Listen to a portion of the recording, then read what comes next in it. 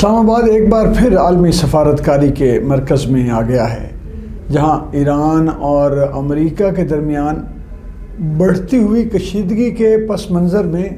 بہت ہی اہم پیش رفت سامنے آئی ہے۔ پاکستان میں ایران کے سفیر رضا امیری نے اعلان کیا ہے کہ تحفظات اور خدشات کے باوجود ایران پاکستان کی وجہ سے مذاکرات میں شامل ہو رہا ہے تاکہ سنجیدہ مذاکرات کا آغاز کیا جا سکے۔ یہ پیش رفت ایک ایسے وقت میں ہو رہی ہے جب خطے میں جنگ بندی بار بار دباؤ کا شکار رہی ہے، اور اس دباؤ کی وجہ اسرائیل رہا ہے، اور اسرائیل کی جانب سے مبینہ خلاف ورزیوں نے سفارتی عمل کو بھی پیچیدہ بنایا ہے۔ ایرانی سفیر کے مطابق انہیں عوامل کی وجہ سے تہران میں شکوک و شبہات پائے جاتے ہیں، تاہم شہباز شریف کی دعوت پر ایران نے مذاکرات کا راستہ اختیار کرتے ہوئے 10 نکاتی ایجنڈے پر بات چیت کے لیے آمادگی ظاہر کی ہے، جو اس امر کی غمازی کرتا ہے کہ کشیدگی کے باوجود سفارتکاری کے دروازے مکمل طور پر بند نہیں ہوئے۔ دوسری جانب امریکہ کی طرف سے بھی غیر معمولی سطح کی سنجیدگی دیکھنے میں آئی ہے،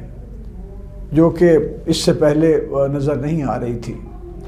وائٹ ہاؤس کی نمائندگی کرتے ہوئے کیرولین لیوٹ نے بتایا ہے کہ ڈونلڈ ٹرمپ نے اپنی اعلیٰ سطحی مذاکراتی ٹیم اسلام آباد بھیجنے کا فیصلہ کیا ہے، جس میں vice president J D Vance, Steve Witkoff اور جیرارڈ کشنر شامل ہوں گے۔ یہ امر اس بات کی نشاندہی کرتا ہے کہ واشنگٹن بھی اس بحران کے حل کے لیے پاکستان کی میزبانی میں ہونے والے مذاکرات کو ایک سنجیدہ اور برمحل موقع سمجھ رہا ہے۔ اگر اس پوری صورتحال کا تجزیہ کیا جائے، بلکہ میں کہوں گا کہ گہرائی سے اسے دیکھا جائے، تو واضح ہوتا ہے کہ پاکستان محض ایک میزبان نہیں بلکہ ایک فعال اور با اثر ثالث کے طور پر سامنے آ رہا ہے۔ ایران کے ساتھ جغرافیائی قربت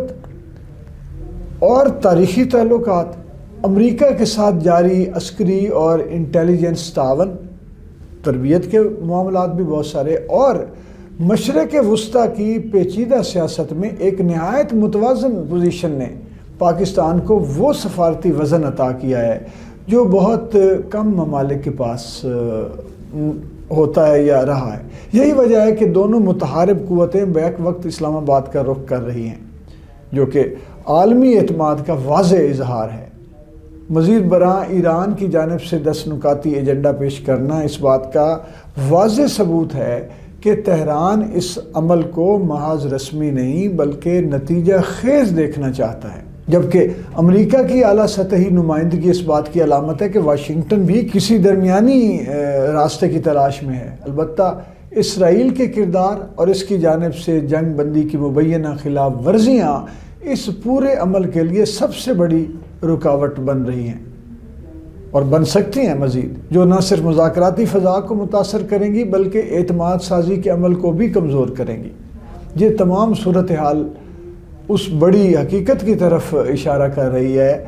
کہ دنیا ایک نئے سفارتی توازن کی طرف بڑھ رہی ہے، جہاں علاقائی طاقتیں محض تابع کردار ادا کرنے کی بجائے خود ثالثی اور فیصلہ سازی میں مرکزی حیثیت اختیار کر رہی ہیں۔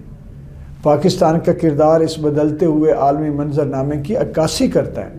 اگر یہ مذاکرات کامیابی کی طرف بڑھتے ہیں، اور اللہ کرے یہ بڑھیں، تو یہ نہ صرف ایران اور امریکہ کے درمیان کشیدگی کم کرنے کا باعث بنیں گے بلکہ پاکستان کو عالمی سطح پر ایک ذمہ دار، مؤثر اور ناگزیر سفارتی طاقت کے طور پر مستحکم کر دیں گے، اور یہی وہ مقام ہے جہاں طاقت کا اظہار ہتھیاروں سے نہیں بلکہ اعتماد، بیلنس اور حکمت سے کیا جاتا ہے۔ فرت عباس شاہ، ریڈیو سنو FM 89.4 لاہور۔